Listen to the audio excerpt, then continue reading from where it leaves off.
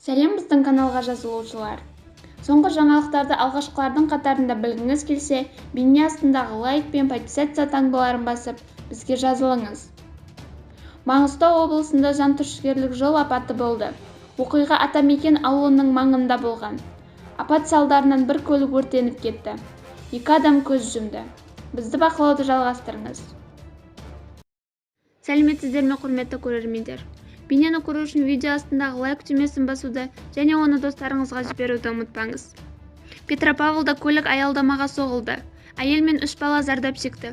Бүгін сағат 14:20 шамасында ВАЗ жүргізушісі көлік тізгініне ие бола алмай, аялдама павильонына соғылған. Жол апаты салдарынан 43 жастағы әйел мен 2010 және 2015 жылдары туылған 3 бала зардап шекті.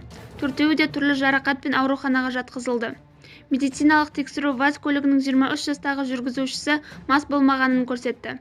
Бізді бақылауды жалғастырыңыз.